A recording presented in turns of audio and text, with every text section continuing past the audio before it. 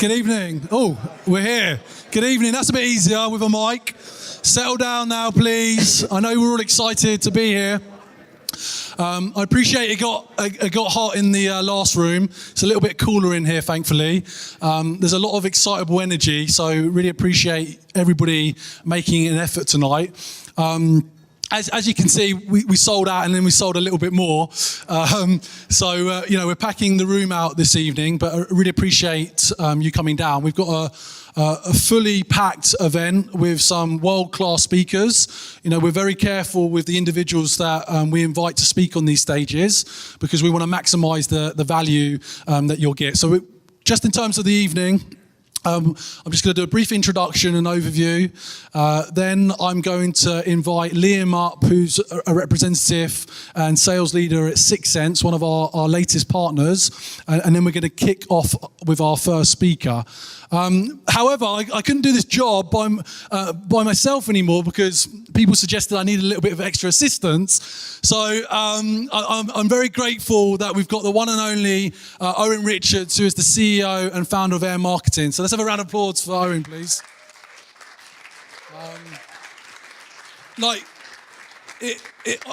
Honestly, it's like as some of you may have seen last week, it's actually our 5th year that we've been running sales confidence events, and the nature of being an events business, we did manage to just survive the pandemic, and thankfully it's because of the partners that you can see mentioned up above behind me, and also great people like Owen that continue to build this community. So we're just going to open up, share a few words, and then we get started. What would you like to share, Owen? Got anything on your mind? Only that I preferred virtual events because it reminds me how short I am compared to... So when you take a selfie and he says, do you want me to duck down?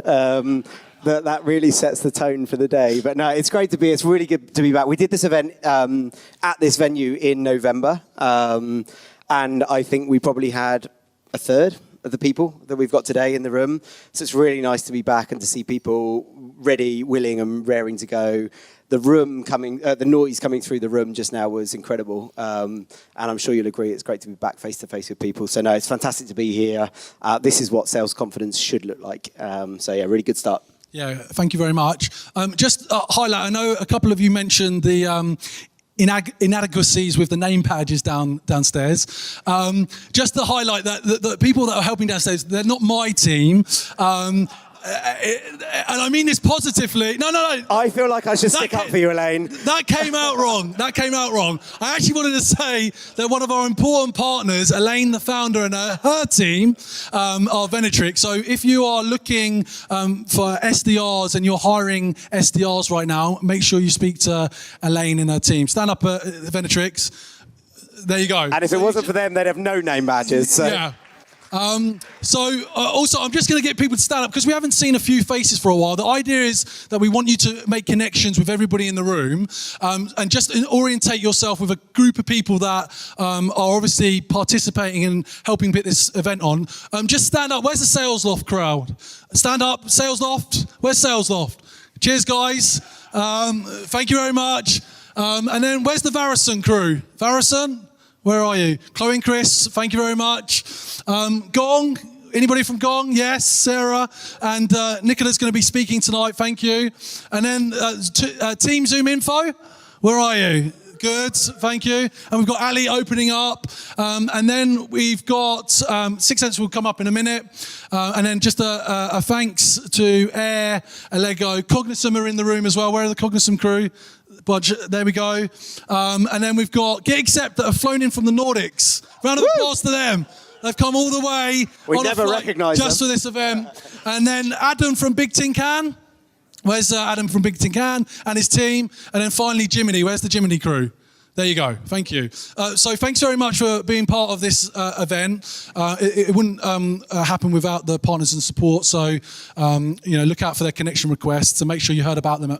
Tell them you heard about them at my event. So firstly, I'd like to just invite up Liam from Sept. Can we have a round of applause, please? I'm going to give him the mic. So one of the great things about building this community in the UK is that we get to launch new technologies that are looking to add value to the network and sales go-to-market leaders like yourself that are building out the marketplace. So I'm really excited that Sixth Sense have come on board, and I just want to share a little bit from Liam, learn a little bit about him as an individual leader, because I think there's an interesting backstory, hear about the value proposition of Sixth Sense and what they're looking to do in support of sales confidence. So over to you, Liam. Yeah, appreciate it. And James, thanks so much for having Sixth Sense here tonight. Congratulations on 5 years. Thanks. That's fantastic. It is my first sales confidence event, so I'm a sales confidence virgin tonight, but I have been on the other side of the world, so I'll give myself an excuse for not being here, but pleasure to be joining you. So yeah, as James introduced, Liam Wedderburn, I lead our commercial sales group with Sixth Sense. I have been selling software or tech in some sense for 10 years, and for the last 4 years focused on building out sales teams, specifically within the SaaS space. As I kind of alluded to there, just moved back to the UK. I've been in Canada for the last 5 years. There is a Geordie accent in there somewhere, if anyone was wondering. But people keep telling me it's now Canadian, so sorry to offend any Canadians, but I hope not. But yeah, very much excited to be with the group. I'm not on my own. There are some other Sixth Senses somewhere. Give us a wave, right in the middle there. So yeah, excited to be with the whole group tonight. Awesome. And, just from an understanding, because I know people have started to see Sixth Sense around, and, you've been one of the fortunate companies that are still powering through, some of the other headwinds that other companies are feeling. What is Sixth Sense's proposition, like value prop? What are you actually doing? What does Sixth Sense do? Yeah, absolutely. I appreciate that. Maybe without too much audience participation, maybe I'll ask a question just like, how many people would say they actually know what Sixth Sense does now versus don't? All right, so I can tell you guys anything. Fantastic. Okay, so Sixth Sense is really a revenue AI platform. That's what we call it. And so first question, like, what on earth is that, right? And we exist, or the problem that we solve, James, is the guesswork that exists within revenue teams, within sales and marketing today, right? So by guesswork, I'm talking about, where do we put our resources? Where do we spend our time? Which accounts do we go after? Right? And it's that guesswork that leads to inefficiency, right, in our teams. And some of the things I think that cause that are the fact that today, 70% of the buyer's journey is anonymous to us, is anonymous to people like us, sellers. I was chatting to someone earlier about kind of addressable markets. As little as 3 to 5% of our addressable market is in market at any one time, right?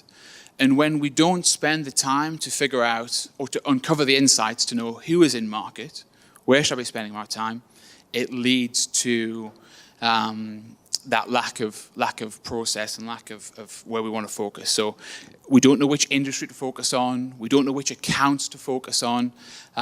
We don't know what messaging will resonate. And I've guessed it all. I've guessed what industry should we go after, what accounts should we focus on. I've guessed all of that. So really, Sixth Sense removes that guesswork.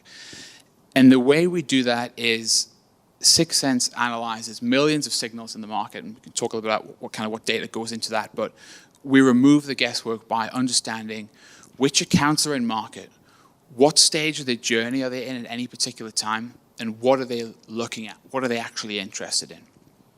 And when we do that, we can focus our efforts, focus our teams on the right accounts, we can increase productivity, and ultimately what we want to do is help teams to predictably and accurately forecast revenue and know where they're going to land, right, by knowing which accounts to focus on, who's in market. So awesome.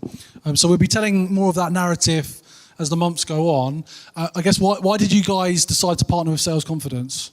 Yeah, maybe two reasons, maybe a personal and a business one there. So from a business point of view, Sixth Sense has long, and with our history as a US organization, we have long invested in community. So our CMO leader, Latany, runs a kind of a CMO community. Our VP of Sales, Mark, does a very similar thing. So we've always wanted to be an organization that invests heavily in community. And to that point, I just said, helping revenue leaders gain confidence in predictable revenue. And hey, back to what you've built here, we want to be a part of that and help bring that to this audience. From a personal point of view, I mentioned scaling sales teams. That's kind of what I'm focused on right now. Sixth Sense has identified an opportunity to responsibly scale and capture market opportunity here in Europe, and we're doing that right now. And so very keen to connect with sales leaders who are doing a similar thing and building teams in the market right now. Awesome. Thank you very much. Round of applause. Thank you, James. For Liam. We're ready to rock. Okay, we're going to get our first speaker up. First speaker is Ali Syed, who's the Director of International Revenue and Growth at ZoomInfo. We've got a crowd from ZoomInfo tonight, I think. How many have we got from ZoomInfo? Oh, good number. Very good work. Like that. So Ali is going to be talking about the benefits of diversity in sales teams. Just a bit about Ali if you don't already know him. So he joined ZoomInfo earlier this year, previously led sales teams at Oracle, Expedia, Attest, and at Google as well. If you don't know ZoomInfo, where have you been? ZoomInfo is a global leader in go-to-market intelligence solutions. Their platform empowers business-to-business sales, marketing, and recruiting professionals to hit their number by pairing best-in-class technology with unrivaled data. Ali is on a lapel mic and is going to head up to the stage now. Please welcome him with a round of applause. Thank you. Thanks, Owen.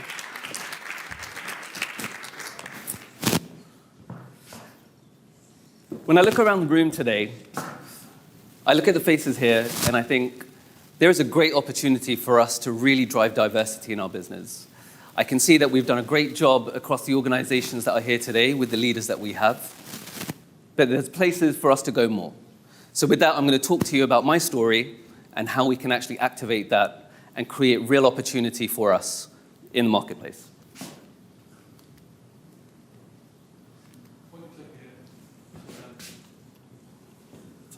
There we go. Got you. So who is this strapping young lad? 50 years ago, my father decided to come to the UK, leaving his family behind and deciding to start a new life in the UK. Why did he decide to do that? Against the wishes of his parents, against a wish of moving into a career, into having a military career. But he did it to be able to prove to himself and to others the drive of being able to want to find a better life in the UK. 10 years on, over here, we kind of see that he's kept the ambition with the Mercedes, but not with the outfit. So obviously he's really kind of decided here that 50 years ago that he has got a thing to prove. He came here to decide to leave something behind and drive on a new decision or a new career for himself. But his reasons to do this were twofold now. One, he's here on his own, and two, he also has to prove back home that the reason why he moved was a valuable reason as well. So when I think about that, I think about the hard work that has to go into that. 3 or 4 jobs to work to be able to afford to live and rent in a crowded apartment with other individuals that are looking to try and achieve the same thing. Those are innate things that get built into individuals that you can't talk about on a CV. These are things that you cannot express it. Sometimes, arguably, you can't even ask those questions from a HR perspective to talk for people to allow them to talk about their story. So how do you draw out this information? How do you recognize these soft skills that don't actually represent themselves on a piece of paper? Well, that's what I'm here to talk about today, because the proof is in those sales leaders or in those sales teams that are actually delivering success through driving diversity in their business.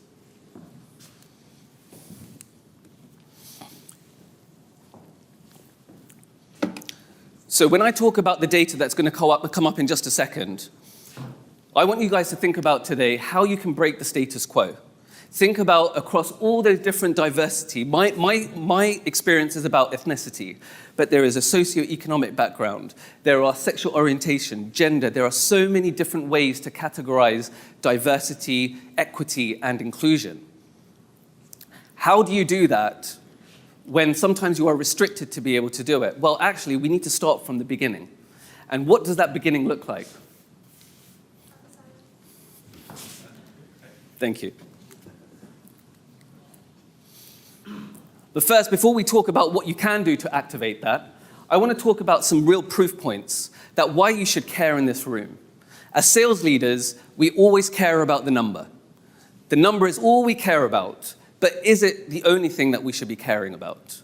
What this tells us is that sales leaders that were interviewed back in 2021 from a Forrester research report, over 500 B2B leaders had identified that, that diversity in their sales teams proves success.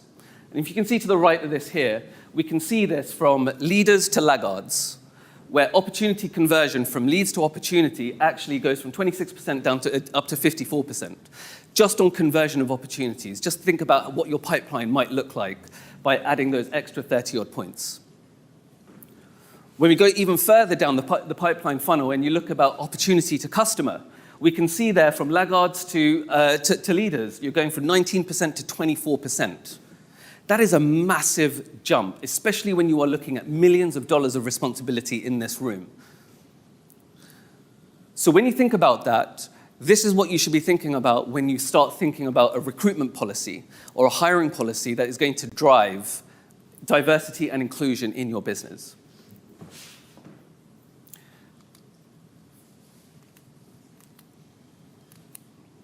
There we go. So when I'm up here and I sound like I'm preaching a little bit, so I do apologize. But we are also putting this proof into practice as well.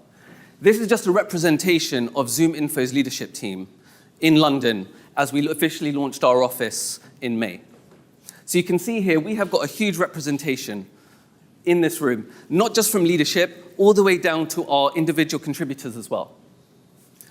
And this, for me, is a really proud moment to be able to talk about this, because actually it proves success based on the previous slide that I've just showed you. So my final point really to bring to you today is that what you can do today, or what you can take back with you in your organizations to really be able to start driving a diversity-focused, inclusive-focused approach to your hiring methodology. The first one is about auditing your process.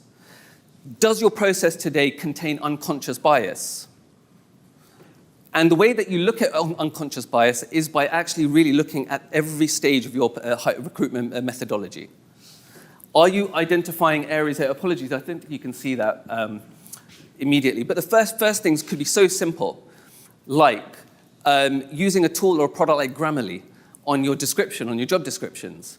How inclusive are your sales profiles that might be focused heavily towards A or alpha male individuals? That you are immediately taking away a huge proportion of opportunity or of talent pool there straight away. The second thing that you could potentially do is also blinding your CVs. So when they come over from your recruitment team, remove names off the CVs immediately. So you're really just looking at the language, the experience, and the talent that you're looking to bring into your business.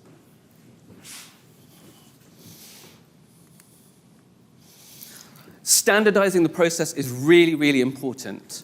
One of the things that I think that when we can start looking at stack ranking, when you're particularly going through a growth phase, is identifying a rubrics where every single hiring individual that is across your team is using the same sets of questions. These questions enable you to really get to the heart of what it is that you're trying to hire for.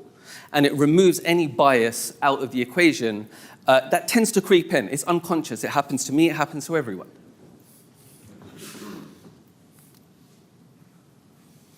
And finally, when we talk about culture fit, actually, I think really what you should be talking about is culture add. Adding to your culture is what drives diversity and inclusion within your business. Think about how you can develop a recruitment team that is heavily focused on recruiting towards positively biasing towards diversity and inclusion. And all the other elements that I've highlighted here really give you the opportunity to start. So it's not difficult to start. When you look at it, when you look at the parts of the whole sum, it makes life a lot easier to drive diversity and inclusion. So when you think of it, when you think about it in totality, it can be very difficult. It can be challenging. Break it down into its component parts, and you will see step by step that you will start getting to a better place with your diversity inclusion within your teams. Thank you. job. Appreciate it.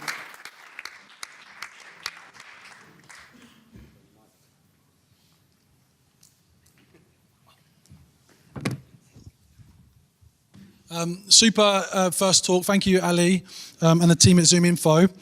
So next up, she can share the story about how we actually first met, but it was some time ago, and it's incredible to see the journey that Brigid Fox, who is a revenue leader, a multilingual sales leader, who is going to be talking about rethinking success as a revenue leader. Now, she's had a fantastic and early successful career at data businesses like MuleSoft and Databricks, where she started right from the beginning as an SDR, making her way through to AE and then building regional enterprise sales teams. So she's had that proven success in hyper-growth SaaS businesses, but since 2020, she's been responsible for advising and consulting early-stage founders at seed to Series A, taking that transition from founder-led sales to building out a go-to-market team and having a fully-fledged sales function.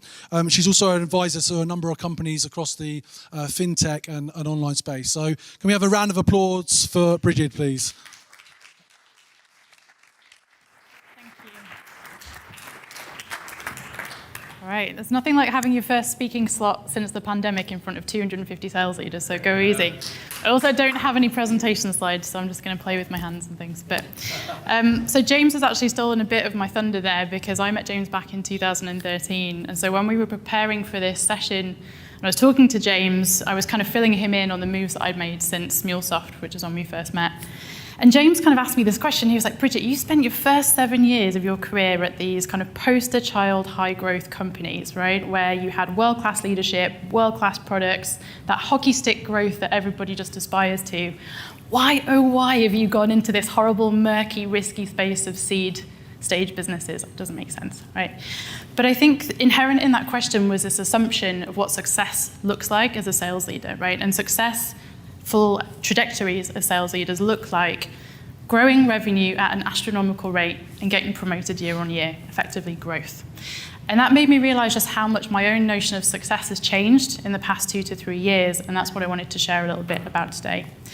So maybe a bit of context would be helpful. So as James said, I spent some time at MuleSoft and Databricks, and the measure of success there is revenue, right? The model was growth at all costs. That's a model which I think all of us in this room probably grew up with professionally. It's kind of a model for a different economic time now. But in that model, you are all about the revenue number, right? That is what investors want, that is what the market wants, and so that is what we did. I was defined by my number, and the business was defined as successful when it exceeded its revenue numbers too. But I think what became really, really clear after a few years of working in those environments was that that growth at all costs model has its downsides. Some of them are financial, and we're starting to see that play out in the bear markets. We're seeing companies that grew really fast without a sustainable revenue base now paring back and unfortunately making layoffs, seeing valuations completely stripped. I think there's an ecological cost which we're more aware of than ever, thankfully, and I look back in shame when I think about the international flights that I jumped on to do calls and meetings with customers, which I now do in pajamas in my living room on Zoom. But I think the most important and kind of painful impact and cost of that growth at all costs model was on people, right? And that is something that I felt personally. I was all about the number. I exceeded my number outwardly, was extremely successful, right? I was traveling the world. I was exceeding my quota. I was buying the house. I was getting the commission checks. But I have never been less connected to my community, to my family, to my friends, and to my sense of purpose. And unfortunately, that came to a head in 2019 when I was signed off with burnout. And I subsequently made the decision that that was not a sustainable life for me. I left my position. In that moment, I have never felt more like a failure, because everything we're supposed to want as sales leaders is that trajectory, right? I walked away from that trajectory, and many people in my life and my world asked me what I was going to do next, because that was meant to be the pinnacle. So for a long time, I thought that sales leadership and having a connection to purpose and sustainability were just a dichotomy. Like, it just wasn't possible to do both. And so I took some time off. I took 8 months off. I slept a ton. I got a dog. I trained my dog. He's still not that well trained. And I actually started studying an MBA, and the MBA had a focus on climate change and business strategy, so how we could evolve business in the face of climate change.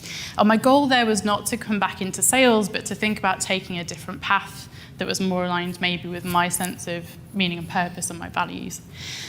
But in this MBA, I came across a different way of measuring and thinking about success in business, right? And it was called the triple bottom line. Hands up if you've heard of the triple bottom line. Okay, not too many. So triple bottom line boils down to 3 Ps. People, planet, and profit, in that order. And there's a ton of research out there, and all of it points to the fact that businesses that actually focus on people and on planet first drive better financial results than the companies that focus just on profit. All right, and we're seeing that more and more play out in the business world today.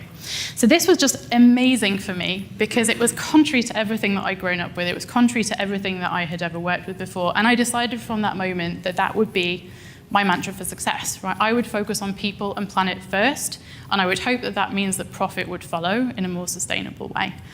And although I wasn't intending to come back into sales, I suddenly realized, actually, if businesses are more financially profitable, if they're actually more successful by focusing on people and planet, then it has to be that sales teams would be too. And so fast forward a few years, I'm actually the VP of revenue for a seed stage data and AI company. And this comes back to the question that I kind of posed at the beginning, which is, why early stage? And early stage really because when you have none of the foundations and the baggage of how you measure success, when you can start from scratch and kind of choose to build and measure differently, you can really experiment, you can really try to build something in a different way. And so at Apheris, we are early stage, growing fast, and we are building differently. And concretely what that means is we focus on the 3 Ps. So across planet, we do lots of things. One of them is not giving away swag at events like at Big Data today. That's just going to go straight to landfill. But that's pretty surface. I think maybe what people in this room might be more interested in is we've decided as an early stage business that even though our platform could be used in pretty much any industry and use case, we are focusing solely on impact use cases with businesses that will drive some kind of positive impact on society or the environment. What might be less obvious is that we're also saying no to things, right? And trust me when I say having a conversation with a CEO when you're pre-revenue about actively turning down projects that don't align with your values is not the easiest thing to do, but to his credit, he went with it.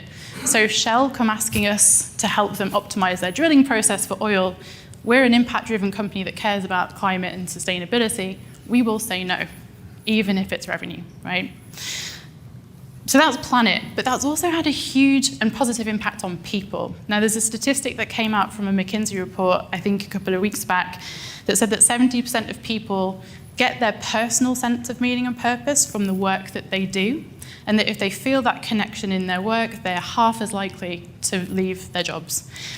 By having a mission focus and by really living out those values, we've actually been able to recruit really top-tier talent to Apheris, even though we're seed stage, right? We don't have the branding of MuleSoft and Databricks, but we have some fantastic leaders and individual contributors who've joined us because they feel that we're doing something seriously different. And on the work sustainability side of things, we are doing everything as leaders to model a different working culture. I personally work 4 days a week, and I have never been more productive. We encourage flexibility around working when it suits people, and so that they can integrate the rest of their lives into their working practices.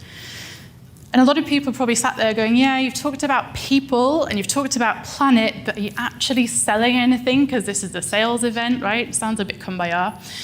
But what I will say is that the profit aspect has absolutely come along with us. So we are an early stage business, but within 9 months of launching our product in December, we actually reached 1 million in ARR from a standing start, right? 0. That is working with top tier pharma companies, top tier manufacturing companies, and just a handful of other global companies working in the data space.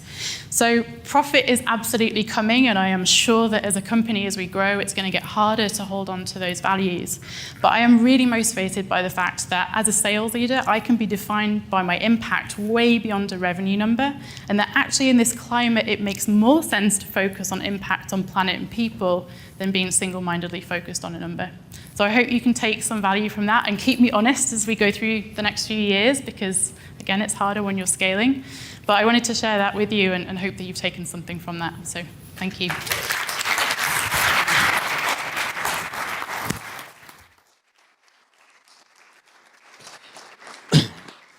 That's brilliant. Thank you so much. Really interesting. The triple P thing, people, planet, profit. There's a bit about purpose there as well, isn't there, which links on really nicely. I remember being taught in the early stages of my career by somebody who's a bit of a mentor called Nicky Sidney, and he told me that success is about how you feel, not what you do. And I think that's a really key sort of link to take away there. And yes, seeds where it's at. It's so much more fun getting something started. So brilliant talk. Thank you very much. So we're going to move on to our third speaker, James, playing with slides. Thank you very much. Nicola Doherty, who's the Director of Enterprise at Gong. She is going to be talking about how to identify risk as a sales leader. To give you some context, Nicola joined Gong in May of this year as their Director of Enterprise. She spent some time at LinkedIn and some other places covering multiple markets and products. And prior to this, spent 3 years at Pearson in Australia as well. So done some sales manager and head of sales time on another continent, which is always interesting to hear the context. Particularly having spent 8 years in Australia myself, it's a lovely place to do business. But Nicola is going to be on the stage talking about how to identify risk as a sales leader. Please give her a round of applause and welcome her to the stage. Thank you very much. A little part of me is wondering, was it a strategic decision that I got paired up with Owen because our height is kind of more comparable? I'll leave that with you. I would imagine that was very smart. Oh, right, okay, maybe not the same. Everybody, it's amazing to be in a room with over 200 people. The last time I did this was on Zoom, and I'm really regretting not having the little notes on the screen beside me. So just bear with me now. I am with Gong, so I've got two hats. Even though I don't have the head for hats, I still wear two.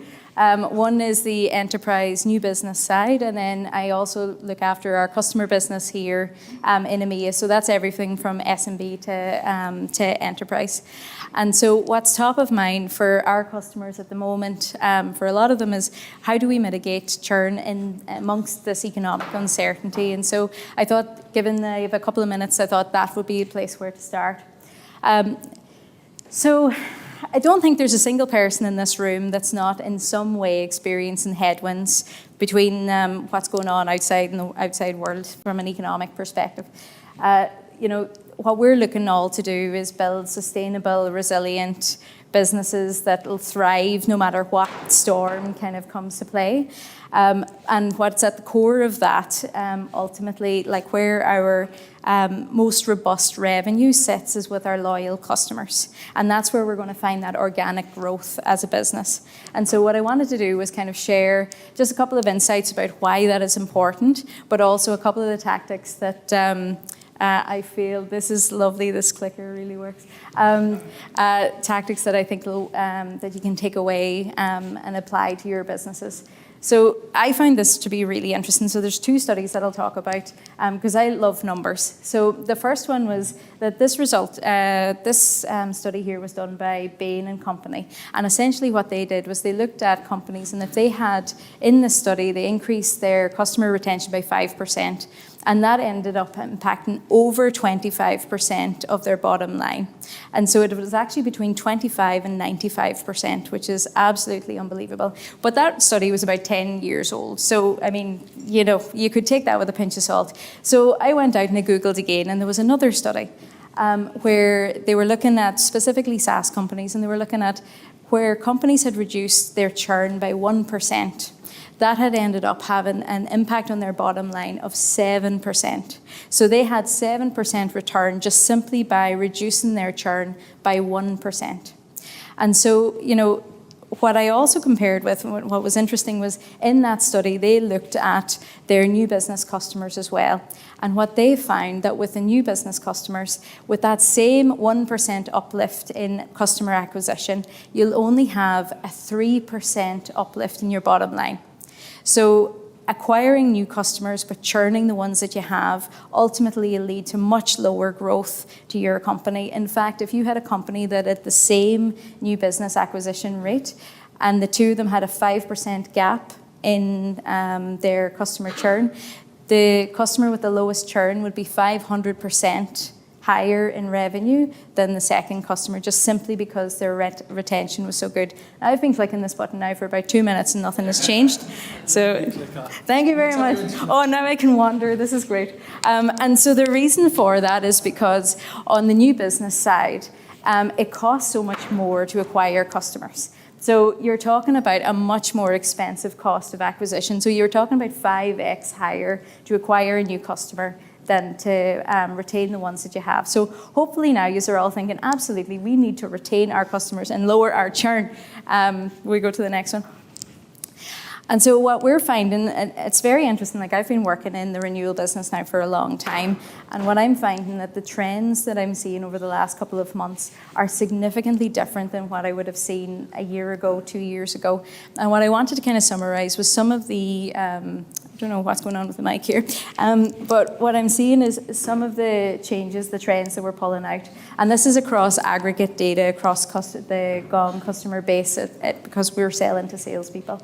So what we're seeing across the base is obviously decision makers are changing. So what the people who would have been involved in making decisions this time last year, maybe it was a decision at a director level previously, that's going up to either CFO or higher within the organization. They're assessing value of their acquisitions in a different way. They're looking for very concrete ROI. And because as well as that, we're seeing a significant increase in the number of decision makers across the organization that's involved in these acquisitions, that also has an impact there as well. The reduction in budgets is very real, and we're absolutely seeing it over the last couple of months as companies, particularly earlier stage, are looking to increase their runway by cutting costs. So you're seeing that. And what I'm also seeing is an appetite for risk has decreased. So previously, a lot of companies would have made acquisitions with the expectation or the hope that they would have seen results within a range. What they're looking for now is, given the amount of complexity internally as well as externally, buyers now are under a lot of pressure to show strong ROI for their spend. And so their appetite for risk is decreasing all the time. And what that means is much more, I suppose, on the new business side. But we are seeing it on the customer retention side as well. If you're looking for ambitious growth goals with some of your customers, what you might find is there's a roadblock there mentally about taking some of those bigger risks that they might have done 12 months ago. We go on to the next one there. Now, I'll get to the watermelon in a second. It's not just because I want just to have a cocktail after this. But essentially, if I was to call out like 3 tips that I would emphasize, one is the importance of segmenting your customers. So just like in the pandemic, not all customers experienced the pandemic in the same way. There were customers who were adversely affected, but there were other ones, like for example, Gong, that absolutely thrived in that environment because it was a product that was so needed at the time as companies put a lot of their field sales forces online for almost overnight. And so the important thing that I would highlight here is it's to make sure that your sales teams are prioritizing the right customers and we're engaging with the market in the right way. So one approach that I would suggest is segmenting them based on what is the economic impact that they're feeling at the minute. So you could break them down into adversely impacted, a neutral impact, and a positive impact. In that way, your sales team will apply the right strategy to the right customer, and you're not ignoring the growth opportunities that are there in your book, but at the same time you're prioritizing where that risk is, where again, remember, you've got that 7x return if you can keep those customers in. Now, the reason why there's a watermelon, I actually don't like watermelon, and I don't know if this is a Nicola thing or a market thing, but everybody should be familiar with watermelon KPIs. Has everybody kind of heard that? No? Okay. Anybody heard of watermelon accounts? All right, maybe this is a Nicola thing. Okay, I've invented this. Okay, so my tip here is to find the watermelons in your accounts. And ultimately what I'm talking about is the accounts that look green on the outside, but they're red on the inside. So you're talking about accounts where maybe, for example, their engagement rates are so high. They're using it all the time. You're looking at it, you're looking at your data, and you're like, these customers here love the product. And then you dig in and you understand the context behind it. And you actually talk to the customer and you're like, oh yeah, it's great. I love the concept of what it is. But I don't see any differentiated value between you and somebody else. So all of a sudden, if you're having that conversation, you've just sent your commercials, you've got 2 months out from the renewal, and all of a sudden it's like, no, I can get this much cheaper from somewhere else. And you've got 2 months to go and change somebody's mind, and it's very difficult. We all have a decision bias, a confirmation bias. Once we make a decision, we do not want to change it. So if you've got a customer who's made a decision that they're going somewhere else, in 2 months' time, it's very difficult to turn that around. But what you want to do is find the watermelon so that you've got a bigger runway, because if you can find that out at 6 months, at 4 months, then all of a sudden, then you've got time to highlight what is the differentiated value between you and anybody else out there in the market. And all of a sudden, you're able to, that doesn't become a churn risk at the end, you're able to win that customer. So find the watermelon. So, those ones where the reps are like, oh yeah, everything's great. And you're like, no, it's not. So if we go to number 2. So I'm actually, on this slide here, I'm going to talk about the who and the what. So on the who, again, talking about the decision makers, they have changed. So you will have reps on your teams, or you are people sitting in chairs right now, and you're thinking about your book of business, and you're thinking, I have great relationships with my customers. I'm absolutely at power. There's no problem with that renewal. But all of a sudden you dig in, and actually what we know, that decision is no longer being made at that level anymore. You dig in, you find out, well, actually you're at a practitioner level, or you're just speaking to the head of sales. They're no longer your decision maker. It doesn't matter that you're buddies. It's actually going to have zero impact on your deal. If you're not talking at power, then now is the time that you need to be engaging with them. Now, what we also know is that there's more people involved in the decision-making process. So a couple of years ago, there was a study done where it had swollen to 10 people involved in the buying process. The most recent study done by Gartner is that is now up to 20 people. And so you have multiple different people across the organization. And we know from our stats, because Gong analyzes millions and millions of sales calls, that we know that the more people you have involved in the deal, the higher your win rates are. So having, for me with my team, being multi-threaded is just that is an absolute minimum. You have to be engaged across the organization, because if you're not, you are not speaking to value. And then the what that I would talk to here is they need, every single stakeholder you're engaging with have different priorities. They see value in a very different way. And if you remember that what we're seeing now is customers are getting much tighter on value. You have to make sure that you're maintaining a high standard and you're delivering tangible results. Because in the past, in my past experiences over the last number of years, you would certainly have had renewals where customers weren't getting value from products, but they would have renewed anyway because they got enough value from the product to pay. Enough isn't enough anymore. You have to be hitting the mark. And because of the different stakeholders that we have now across the account, you need to make sure that you're differentiating your message for those people. So if you're talking to the CMO, you're talking to the CRO, their priorities are different, you need to tailor it in that way. So it's important to make sure that your solution or the problem you're solving for them is their problem and it's aligned specifically to them. So it's not just enough isn't enough anymore, it has to be spot on. And then the last thing, because I know I'm way over time, you're very good, is the last thing is about increasing that runway. I think it's been a kind of a theme throughout the whole chat, but ultimately at the end of the day, the most important thing that you need is time. So being able to identify those potential risks as early as possible is just critically important. So what I would say is I can't recall what great company did this report, but we can absolutely share it out with you. But of 20, in this report, 26 customers churned, only one of them complained. But, and I know this, I can speak from experience because I have this visibility across my pipeline. I can see where those risks come out over the course of the thing. They're not invisible. You can see, I can tell my rep when I was like, that's a risk account there. And they'll be like, no, it's great. And I'm like, no, that you need to do X, Y, or Z with that. That's a risk account. And in a number of weeks, you might find an actual trigger that comes up. But if we were only focusing on the lag measures, which is when a customer says, I'm not happy with X, or we're looking to consolidate this, or whatever it is, you're too slow. So identify what is the churn indicators or the risk indicators for your business. Most people will have, like, there's definitely indicators that are in common across most companies, but every business will have ones that are specific to your service or your product. And so do the analysis to understand what does that look like.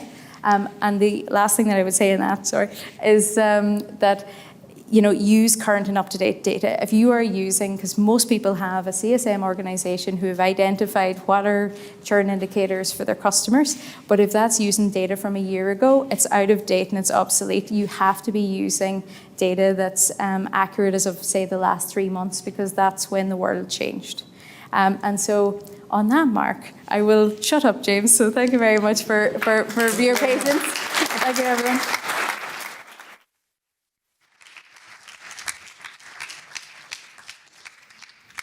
I'm glad I'm useful for something. I'm really excited about our next speaker. One of the great things about, I guess, as most of you know, I appear in your inboxes most weeks. So I get to see where all the sales leaders end up. And I'm always querying, what decisions and reasons why they decided to make certain choices in their career. And Alice is quite an interesting one when she tells you the story of her current business, 1E. So Alice Carlisle is the VP of Sales at 1E. She's going to be talking about transforming a legacy product-centric organization to a high-performance sales culture. She's through and through medic. She talks about the 3 whys and understanding the importance of coaching and developing sales people and sales leaders. And since joining 1E, she's taken up her leadership position in January this year, and she's already driven EMEA region growth to 466% increase in sales headcount and delivered 200% year-on-year revenue growth and increased pipeline generation by 700%. So she's been very busy. Let's have a round of applause for Alice. 7 minutes. Thank you. Hi, everyone. So I also, like Brigid, have no slides, and it's my first speaking event in front of this many people since COVID, apart from my best friend's wedding a few weeks ago, which was a slightly different topic. So as James said, I'm going to be talking to you all about transforming a legacy product-centric organisation into a high-performance sales culture. So when I decided to make my career move around this time last year, actually, I think everyone thought I was quite crazy when I decided to join a 25-year-old, 300-person organisation. So to put that into context, Salesforce is 23 years old, ServiceNow is 18 years old, and vastly different in where they are compared to 1E. So the first thing I did is, I think everyone in this room would do, is go out and do your due diligence, really ask the hard questions. What's the product? What's the market fit? What's the need? What's the ROI? In a market like now, you need to ask those questions even more.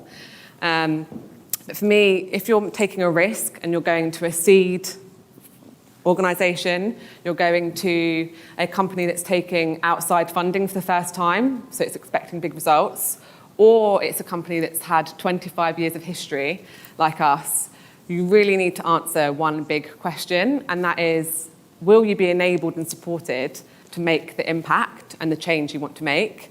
Will you be enabled and supported to ultimately achieve the goals they expect you to achieve? So after I answered that question, and did a lot of digging on it, I then had to come up with a plan of how am I going to make that impact? How am I going to transform a company that had less than 8 sales reps globally, and sales was the thing in the corner, that was less than 3% of their overall global headcount, to being someone that was completely focused on medic and best practice sales and high performance culture and driving not only double-digit year-on-year growth, but the expectation was to drive 100% year-on-year growth. So the first thing I put into place was, like most of you would, recruitment, finding the right people to build the right culture. Secondly, it was about the playbook, making sure you had the strong foundations. You can't build a strong high-performance culture without the right foundations. And then lastly, it was about how to accelerate, because like I'm sure all of you know, there's pressure to go faster, there's pressure to hit the number, there's pressure to hire more, and you have to keep up with all of that. So on the recruitment piece, again, a bit like I think Brigid mentioned earlier, how do you compete in a market where you've got not the biggest marketing budget, 25 years of, oh, that guy, oh, what do they do? Are they still around? Ealing, why are you based in Ealing? So all of these challenges to contend to when it came to hiring and wanting to hire the same people as everyone else in the market, right? People that are going to be high performance sales reps for you. So that's the coachability, it's the intelligence, it's everything that everyone else wants. So I think understanding for us what we needed that everyone else needed, but also what we needed 1E. We needed people with grit and determination and people that wanted to be the underdog, that were comfortable being the underdog, were comfortable not having the biggest stand at the events, not having a flow of leads coming in, and really put that into your recruitment process so you know what you need as a standard, but what you need for your little ecosystem. And then the next thing for us really was, how are we going to land these people? Everyone else wants them too. And so I think perfecting your recruitment process, making sure it's the best process you can possibly imagine, making sure you make them feel challenged, but also you make them feel respected. You make them feel like they're important, but you also make them feel like, gosh, this is going to be a great ride. So that was a key thing. And then the next thing really was about understanding what our differentiators are. Like you're doing a sales process, why would they choose you rather than a big pile of RSUs over here? Or why would they choose anything else that's in the market? And really we couldn't compete on that, but what we could compete on were things that made us differentiated. And I think all of you will know that about your own organisations and see that how you apply it in your sales processes. The reasons why I joined are the reasons why a lot of my team then joined. And then moving on to the playbook. So I was lucky enough, as James said, to work under some amazing leaders and see how Medic and the 3 Ys and leading indicators and focus on PG could have such an effect on organisations. So how do you make that something you can build a foundation on? And really it's leading from the front and you have to live, breathe it every day. One thing we did there as well, this is where the test really came into it, of would I have the ability to make the impact and the decisions I wanted? So I pushed to get force management in. It was a huge investment, external training, world-renowned, but got them in for sales kickoff, got them to support me in areas that hopefully one day we can do internally, but whilst we don't have those huge enablement budgets and that enablement team already here, what could we do to outsource some of that? So then after you've got the playbooks there and you really have to operationalise it, it's how do we accelerate? You know, I joined in January with a host of new reps and the numbers breathing down your neck. You know, I had to grow the team from 2 to 10 in a very quick succession, but also hit the number. And one thing I'd say there is I learned a lesson, don't mishire. Don't fall into that trap of seeing, okay, I've got the number coming, I'm just going to make some exceptions, I'm just going to let that person in, they could be all right, because that will end up biting you in the arse later on. So really learned that lesson of no mishiring. And the acceleration now for us was buying the right tools. And I was laughing with Nicola earlier and Ali about some of the fact that I really had to put the pressure on sales ops to make sure we had the tools we needed. Not the tools that I needed as a sales leader, not the tools that our CEO needed, but the tools that the reps needed to do a better job. Their job's hard enough when they're trying to ramp and build pipeline. And in the market we're in now, how do we make their jobs easier? So it was tools like Chorus, which is very similar to Gong, and allowed me to coach more people, allowed me to really push that process, encourage their own reflection, encourage their own learning, encourage team peer-to-peer learning. It was tools like Cognism as well as ZoomInfo. Finding numbers to help PG, let's make the investment there. So what I'd say my key takeaway and my key learnings for you all would be, don't be afraid to make that jump into that risky decision, even in the current climate, but make sure you can really answer that question around the level of impact you can have. And then make sure you focus on what is your plan of impact and how do you execute. So that's all for me. Hopefully it was useful.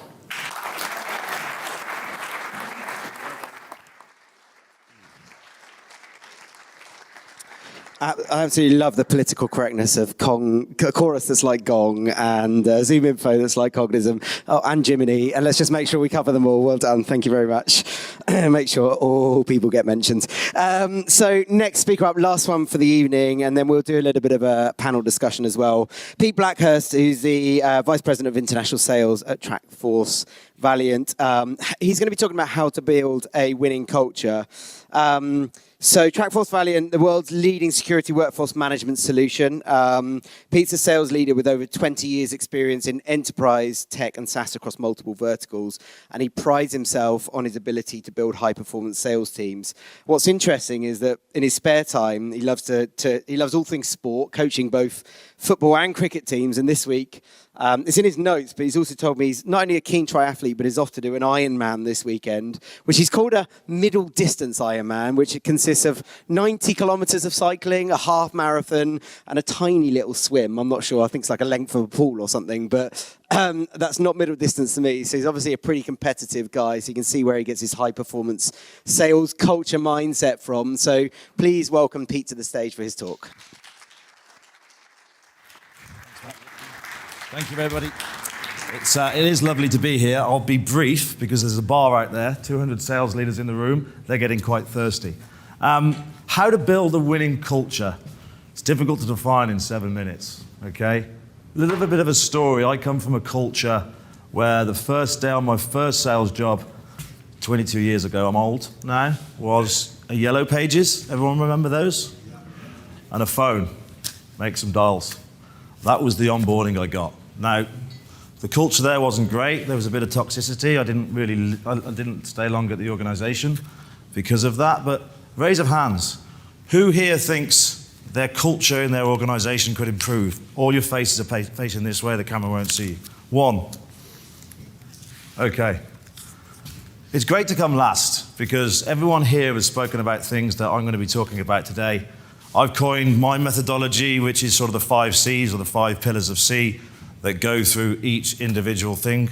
I bring into an organization when I get parachuted in because the previous manager wasn't performing or the sales team weren't performing, whatever. You know, I've been into many different organizations, 0 to 1 million, 1 to 10 million, exiting numerous organizations, and I always see a direct correlation where there's some bad culture. Okay, so define culture. For me, I coin it as 5 C's. Now, the true thing of a leader is to inspire people to do great things every single day. That's why I'm a leader. Not because of the number. The number comes always if you put the right things in place. And also, the VP title, it's not permanent. The way you treat people will always be remembered. Take that, honestly. That was the biggest thing I've learned over the course of my career because it will come to bite you in the backside moving forward. So, there's a lot of studies on this. High culture inside of organizations or driving winning cultures. There's a direct correlation with fantastic culture scores, high performance. High performance, toxicity, burnout. Brigid, you mentioned it before. Everyone's done it. Everyone's chasing the number. It's end of quarter. Should I be here now? Or should I be berating my teams to go and close some more deals? Absolutely not. If you've implemented the correct strategies, then of course they should be doing what they do every day, is closing deals and speaking to customers. Okay, so the 5 C's. Common goal. What is that? Everyone knows Simon Sinek, I'm sure. I've stole this off him. If you don't know Simon Sinek, go and watch his TED Talk. It's probably the third most watched of all time. What is our why? If you don't know what your why is, go and give up. Do you know what your why is on a day in, day out basis? Do your team know what your goal is? If they don't, they should do. Companies know what they do and how they do it, but they don't know their why. So it's important when you're coming into an organization, and of course, over the first 3 to 6 months, everyone sees this new leader and they're not transparent with you and they don't want to obviously be open and honest with you, but of course the why is the common goal that you need to get to on a day in, day out basis. Moving on from there, it's communication and trust. It doesn't take one person to change the culture inside of an organization. It takes everyone. But if you've got someone underpinning that inside the organization, then of course you've got a good start. And that's very, very important, especially for me. You know, communication, organizational change is difficult. You've got one on board, then you've got loads of silos. I'm sure everyone knows what a silo is, and they've got them inside their organization. It does my head in. No transparency inside of organization. And everyone's gone more siloed now because of Slack and Zoom and Teams and all of that. But we're coming out to the wide world now, and people want to get together, which is fantastic. but there are still silos, and there's lack of communication inside of an organization. So if you manage to break that, then of course you're on the path to winning in that culture. Now there's collaboration. You have to collaborate as a team. Now I'm not a leader because I want to tell everyone what to do. That's a waste of my time. Yeah, I'm a good leader because I hire people that are better than me at what they do. Simple. Yeah, if they know more things than me, fantastic. A lot of people don't do that. When they hire people that are worse than them because they don't want to be overshadowed. Well, what a load of nonsense. So the best leaders in the world will hire people who can do things that they don't do. Now, they foster their ideas, collaborate together. Of course, right? Get on these team huddles on Team or Zooms, or go to the pub, I don't really care. You need to understand what your team want. If they don't have a voice, they need to have a voice, they will leave. Toxicity in the workplace, the number one killer for people to churn. Yeah, who's left a workplace because their leader was a narcissist? Yeah, there we go.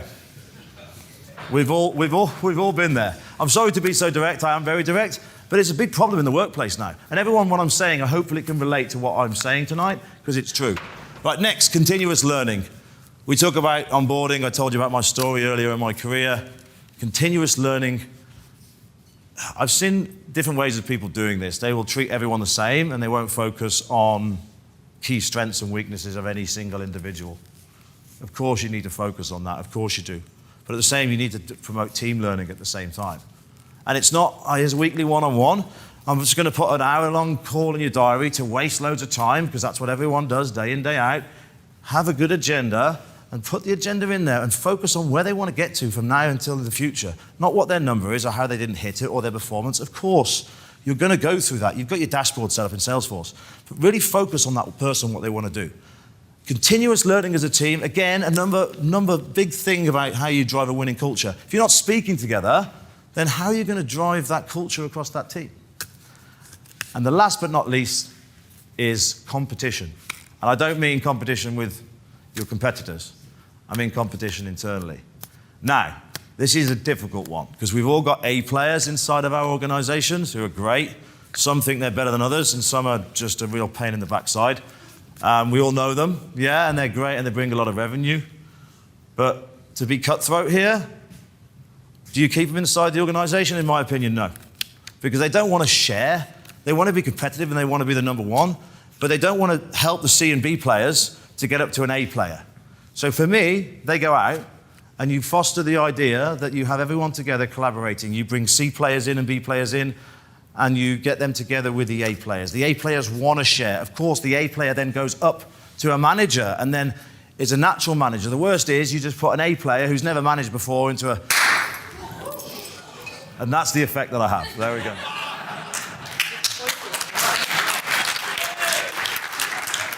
Wow.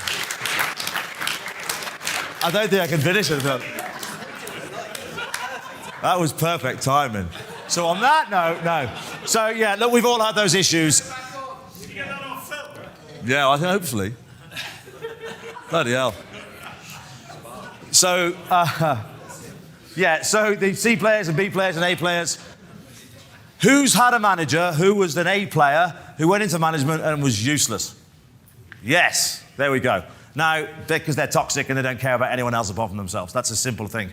Get that outside of the organization, and that's another thing of how you can drive that winning culture inside the team, the organization, and it gets, you know, it gets the team moving and gets the teams going. So focus on the people, not on the number. If you do that, the number follows in the end. I'm Pete Blackhurst. Thanks very much.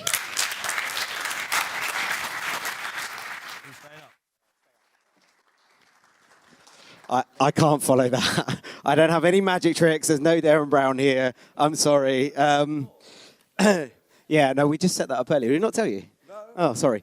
Okay, so, do you know, I heard a phrase once about your A-player thing. My guys in my team will have heard this before. Better a hole than an A-hole. Which I think is really valid. It's really valid. You're better to have nobody there performing than you are someone that's toxic. So, really good point. Could I invite the speakers back up to the stage, please? We're going to take some questions from the audience. Please welcome them back up. If you have a question, pop your hand up. I think we'll send a microphone around, or you might have to shout a bit loud. If anyone's got a question now, you're welcome to go. Otherwise, I will launch us, which is often what happens. Yeah, okay, fair enough. All shy, you'll come out in a minute, it's fine. So, Ali, I'm going to start with you, if that's all right. And if anybody wants to answer the question, by all means, pop your hands up and you're welcome to. We don't have to go along everybody for every question. One of the questions that I have been asked in the past when talking about diversity, and really valuable points in there, and fully on board with what you're saying, is that, and I'd be interested to get your answer, is are there any challenges that come as a result of building a diverse team? So I think sometimes it's really easy to stay in your lane, isn't it? Do what you're doing, do what you understand. But with hiring a diverse team, whether that be culturally, whether that be people of different backgrounds, whether it be age, whether that be race, whatever it might be, suddenly you've got people in front of you don't understand as well. And I guess that brings challenges that sometimes people don't think about. Be keen to just get your thoughts on some of those challenges and how you overcome them or embrace them, or indeed proactively make sure that they're a benefit rather than a negative. Yeah, great question. I think the way to actually look at it is what opportunity do those challenges bring? Because if you're being questioned on your status quo, then that's going to help you broaden your horizons. I mean, one of the very cliche sayings is that travel removes ignorance from an individual. So I think this is similar to that, where you are forcing a change, and that change is driving you to start thinking differently. Does it start thinking, do you have to be more politically correct, so on and so forth? All of these things that you may not have done previously, I think is something that you need to then look in the mirror and to decide whether those are things that you would appropriately say in the new forum that you have. But I think it's about driving change and forcing yourself to change to be able to create those, to avoid challenges and embrace it as opportunity. And just a second point of that, those unconscious bias you talked about, can you give some really tangible examples of those? So, for example, you gave one which was the names on the CVs, and I've seen that, and I've heard another story about somebody who was a female in an account management role, managing a client, having a difficult conversation, and used her colleague's male-named email address to handle that inquiry, with the same response, got a very different comeback, because we assume it's a male versus a female. Just two examples. Are there any others that you've seen that we may battle with? Well, I live with two. Yeah. I'll give you one of them. So my first name is Ali, and my work colleagues in the workplace call me Ali. Why did I choose that when everyone at home, friends, family, call me by my middle name? Well, actually, it's probably a lot easier to say Ali in an open environment. Your middle name is? It's Zishan. So for me, when I think about it, I'm thinking when I go into a work environment, I just want to make my life easier to make it more pronounceable. Number two challenge is I'm from a place in West London called Hounslow. I'm not sure if anyone has heard of it. I have learned to become more eloquent in the way that I speak. I don't always speak like this. But I've learned to be able to create an environment where this makes sense, and people might see me as more credible, more authentic than the way that I may speak with friends. You should hear James at the weekend. Right, would anyone like to add anything on those topics? Please do. Yeah, please. Yeah, I would just say what I found really interesting, Ali, about your talk was, I think we think about gender balance a lot. I think we think about, ethnicity, but I think increasingly as well, I'm seeing just the real benefits in neurodiversity, right? Having people who think differently. And I think you can hire for that when you're looking at cultural kind of diversity as well, in terms of having different ways of thinking. But just an example, there are people on my team that have ADHD, and they are bringing such a different way of thinking to the team that I just would never have even considered. And I think there's just a huge value in thinking about diversity, not just as gender and ethnicity, but also different ways of thinking, different cultures as well. Not just as something you can see, but something absolutely. in the way that people are. Yeah, absolutely. Fantastic. Any questions? Yes, we'll go here. Thank you. Yeah. Feel free to stand up. If you want to say your name and where you're from, it'd be great.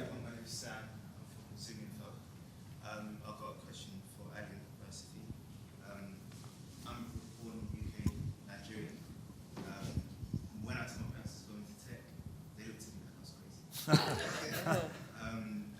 now I'm noticing that more and more friends are going into it because they're seeing that we're becoming more successful. So how would you say companies can work better in getting the name out?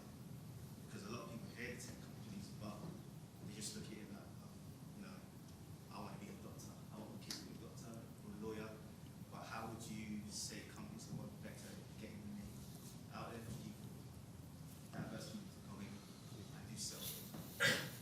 Yeah, so Sam, great question. I think, when I think of that, it just reminds me immediately back from when I was in financial services or fintech and I was moving into ad tech.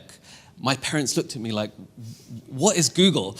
It just bring back thoughts on that process. But I think, for us at ZoomInfo, if we look at the faces around us, that's the way that we drive interest. Because people like you and I can actually then be representative of the people that look at us and say, oh, I could do that. And it actually makes it more representative. So I think we should drive it, and it starts from some of the ideas that I spoke about on the stage today. Does anyone else want to add anything on that? Nicola, do you want to pass the mic on to Nicola? You got the lapels working? Brilliant, fine. I don't know, can you hear me? Yeah, we're good. I think there was an example from when I was working at LinkedIn. I feel like we at the end, when I left, I was there for 5 years, we had gotten to a place where we had gotten to 50% gender diversity across the sales organisation, which is almost unheard of across the whole company. And I think while diversity in terms of, it's the easiest thing to measure, so diversity in other spaces, it wasn't quite 50-50, But where I saw that the tangible benefits, the impact over that 5-year journey was actually when the responsibility from it pivoted from being a TA-led initiative or a people-led initiative to being something that was owned by the sales leadership. Because we used to have a phenomenal sales lead who would eyeball you and be like, why is your team full of dudes? Or, why is every single person on that team look like me, sound like me? And so it was a thing that was built into our KPIs as leaders that under our leadership OKR that we needed to have gender diversity or diversity within the team. And I think until responsibility for it moves out of TA, where us as leaders, we have to build our own pipeline. We're responsible for nurturing talent that we want to have come into the business. If we leave it all to TA, we're just not going to be able to have that change come in because, it can be difficult because the pool is quite small. So it's an effort for everybody to engage widely and build that pipeline to bring it into your companies. Liam, I'd love to just pass the mic along to you and just get your thoughts on this topic. With a man with many accents, speaking to get your thoughts on diversity, and as you go into new territories and start thinking about growing the market, I'm guessing this is something that has to be on your agenda. Yeah, absolutely. And I'll maybe speak to a previous experience in growing a team where I was able to assemble a team of gender diverse individuals and actually age diverse. And to your point, the breadth of depth and different experiences and different ideas we brought to the fore was massive. And actually, Ali, I'll maybe share something that you put in my head. And I haven't figured out what the answer is yet, but I'll level a criticism at myself. So just made an offer to a female candidate of colour, and I realised when you were talking that through the sales process that kind of 3 key people she met looked like me. And I haven't figured out how we fix that or if we need to fix that yet, but that was one kind of challenge I leveled at myself, and don't know what I do about that, but came up my head. Great question to ask, and I think that's to Ali's point, that's the starting point, right? Is that you're asking the question and we're aware of it. And with that comes change in thought process and decision making in the future. Keen to go back out to the audience. Fire away. So, Jonathan Elder, Salesbags. And I know that LinkedIn, to Nicola's point, have done an awful lot with their product to help diversity. In terms of you've got product features that now help people. And I'm interested from the ZoomInfo point of view and from anybody else, Gong, whatever. Do your products actually promote diversity?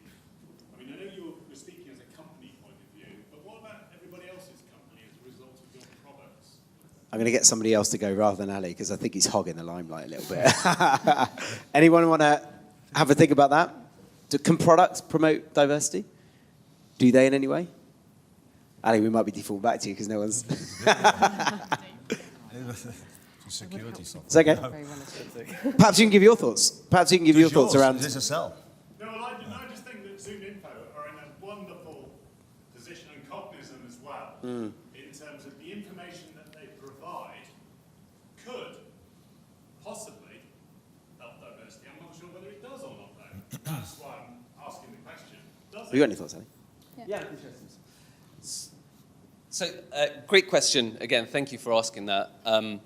ZoomInfo is a product suite, so we have multiple different OSs that sit across the different product lines. One of the solutions or the services that we provide to businesses is a service called Talent OS. Talent OS specifically helps you identify candidates that are a right fit or right match for your business. So not only does it identify right fit candidates, but it also helps you to then start scaling down and start focusing or positively biasing your efforts to be able to drive diversity. Whilst we don't have a diversity switch, because as we've spoken about or heard here, there are elements of diversity that are seen and unseen. But so I think where you need to start is actually think about what you want to use it for, and then the impact of that then is driven at a human level as opposed to the technology driving that for you. So the great thing is, such a good question. I don't think anyone knew how to answer it, but it's actually a really valid one and a really good point because it gets you thinking, and I think that's brilliant. I'm going to try and move us on from diversity for a second. I think your speech was so good that people want to focus on it, and it's an important topic, right? But I just want to touch on something around the change in the market that seems to be there. We've heard talks of recession. We've heard talks of VCs starting to focus on efficiency of growth, and I think this leads, Brigid, back to your point around it's not all about top number, but it's starting to be about revenue. It's starting to be about profitability. It's starting to be about efficiency of investment and accountability around, I've put some money in your company, let's see what that returns versus how quickly can we grow revenue at all costs.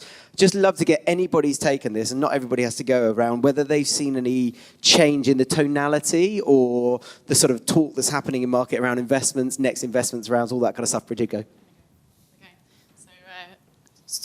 Basically fresh off the back of an investment round that started in January, and actually when we were building our investment strategy, in January the world looked very different actually, right? So the kind of trickle down from the public markets hadn't really hit the seed and Series A market yet. We were still very much kind of pitching for a certain level of investment at a certain level of growth over a certain number of years. It was very much kind of on track with that like high velocity, high growth, hockey stick nonsense, right? What changed? What changed is actually investors care less now for that growth at all costs that I was talking about. They're actually asking for a path to profitability, and they're asking for a route to that in a much shorter time frame. And so the level of investment that people are typically kind of offering now has gone down, but actually people are focused much more on how to grow that sustainably, right? So growth is going to be much slower. I think it's an interesting one too, though, because customers are kind of reacting to these markets in the sense that they are sort of asking us about our investment, and if you get investment in this market, it's a way bigger deal as well and a mark of success than maybe it was a few years ago. So I just wanted to add that perspective. I think there's some interesting stuff happening. Certainly our narrative completely changed, and what we are planning for has completely changed. Our runway is, planned to be a lot longer than it would have been, but I see that as a good thing. Yeah, really timely point. And so had the opportunity this week, we actually had 6sense CEO in town. We sat down, had a bit of a town hall, and we talked about this exact thing. For context, 6sense raised twice last year, D&E. I think it was over 250 million across the two rounds. And it probably was at the time a conversation about, hey, like that growth at all costs. That has now changed for us internally. It's, hey, what does that sustainable growth look like? It is investors talking about what a path to profitability may look like in future. So whilst the growth continues in our own sense, it's certainly a more measured approach. Do we feel like that's a general feeling, or have we got some blind growth at all costs mentality still out there? I think this is on. No, well, it's a little bit different for me because we're PE backed, right? And we've just acquired our largest competitor. I can't say because we're on camera for an undisclosed figure. I think you've just blown the camera, mate. Don't worry about that. But we're still talking about week in, week out on our C calls, CX calls, that, what are the headwinds and what's to be bullish about? Because you have to have those in the marketplace. But investment's definitely out there. Of course it is. And when you're PE backed, there's always going to be investment, but they expect more. So, there are all our headwinds, but you'll talk about the headwinds and go, okay, well, what do we do to still achieve growth? So, it's always I'm going to go back to the audience. Question somewhere from the back, maybe. Yes, lady. Hello, I'm Becky from Brigid. Hi, Becky.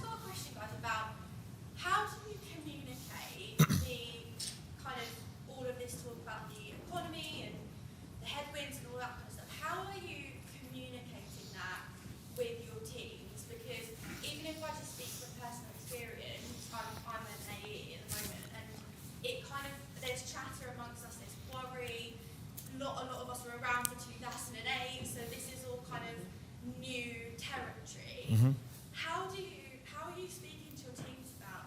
I'm happy to go.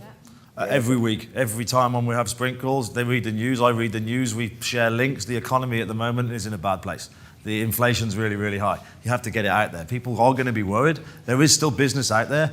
A lot of my team, they're first into management because I promoted them since I've been there. And this is one of the first ever quarters that we've had. It's been hard. Yeah, so they're worrying. And I'm like, you can worry, but there are the economic factors in place at the moment that means there's going to be a little bit of a downturn. But the best thing for a leader, don't think immediate, the end of the quarter. Think long term, 12 months' time. So that's the plan we're working towards. They will always look at the end of the quarter because that's how they've been drilled. So the best is to be transparent, talk about what the business is saying, and talk about what the market is saying. Alice? Yeah, and I would just add to that, I think, again, we're a PE-backed business, so we're maybe slightly different than the VC-backed or seed round level business. But for us, and me, the ADs that are in my team, it's all about having that passionate, unfiltered debate where we can talk about this stuff, get their concerns out there, understand what they're worried about.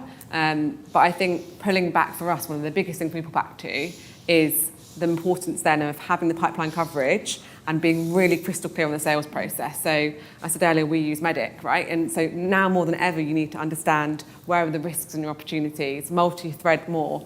And I think constantly talking about that and coaching them and letting them see the great things that are happening in the company as well is a really important thing. So sitting down with your team and understanding, okay, ask your manager, what's coming down the line, where are they spending money, what's going on in their rooms, and they will answer the question, should answer the question, if it's a trustful environment. So yeah. I was just going to say really quickly, agree with that point about just ultimate transparency, right? Like people know if they're not talking about it to you, they're talking about it to someone else. So just have the conversation. Don't feel like you need an answer because we don't know where this is going to go. And the other one that you said so eloquently, remember our buying teams have changed, right? We were maybe going to a manager or a director, now we're going to the CFO. So equip your salespeople to have that conversation, right? If they've got to go meet a CFO, make sure they're enabled to do that. So make sure your sales team are supported to go and have the conversations they need, I think. Can we ask the question back? Sorry, you had. After Brigid, you can. Yeah, after Brigid. Oh, I'm sorry, I'm just desperate to add this point. Is anyone familiar with Challenger Sale? Yep. Yeah. Anyone use it? No. Like really use it? Okay, now's the time to dust it off because that was really based on data, like actual data around how to sell in an economic downturn. There's a new book out actually by Matt Dixon. I'm not on his PR team or anything. I just happened to be at a preview of it, and actually they've just done a whole new study on selling conversations that they were recording over the pandemic to look at how people were selling in basically a different type of downturn. The data is fascinating, and there are some really concrete risk mitigation strategies in that around how you can make the customer feel less like they're making a terrible decision and that decision's going to fall back on them, but also giving them commercial outs as well, which are things I think generally we always in a good market kind of avoid. Things like break clauses, things like saying, why don't you have 30 days for free and then we'll roll on unless you absolutely hate the product. But now is the time to deploy those strategies to reduce the risk on the person that is buying, because people are more worried about the decisions that they're making and their head being on the line. So go get Jolt. It's fantastic. I can't recommend it enough, and it's data-driven. Go on, Pete, turn it on his head. I just wanted to know, how is the information being filtered through at your organisation? Is it not being filtered through? Is that why you're concerned? I think it's more of it's new territory for us. Yeah. I obviously was coming through my career during the pandemic. Yeah. My job at Jiminy in April of 2020. So that was such an exception, and I think we've all of our generation. I'm 29, so we've all grown Good, up. look at you. Rubbish age. Yeah. So we've all grown up with this kind of 2008, the credit crunch. Yeah, and of course. I think that was, I don't know about you, Nick, but that was always in the back of our minds. Your parents talked about it, and it was always this big thing that affected so many other things. And I think lots of our team are of the same age, and we're just curious, I guess. So the way it's being communicated is exactly like you guys said. It's made me feel really comforted.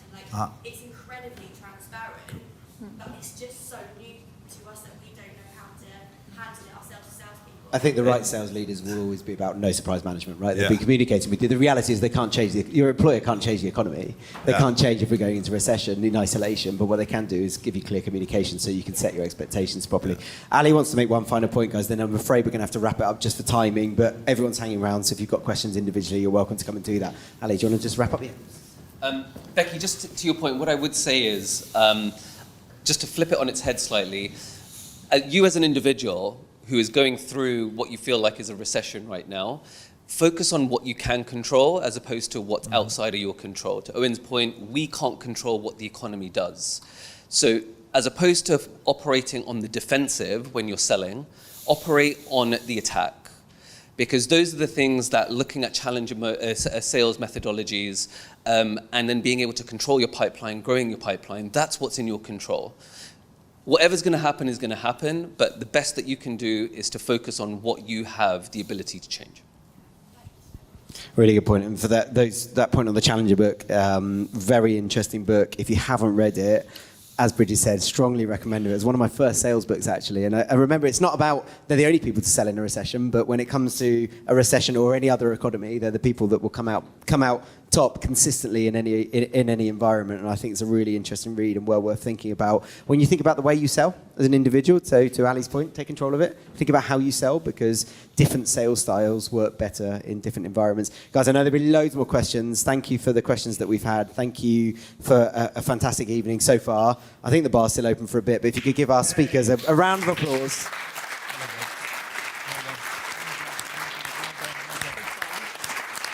Thanks very much, guys. Take a seat. So just before we wrap up, just to give, really appreciate the preparation and effort that goes into these talks. Just a couple of points to make, things that are coming up. So some of you have been aware over the last 5 years, we've been kind of representing the top 50 individuals at SDR, SDR manager, IC and sales leader level. And this is now the 5th year that we're doing it. So we're about to open up the nominations.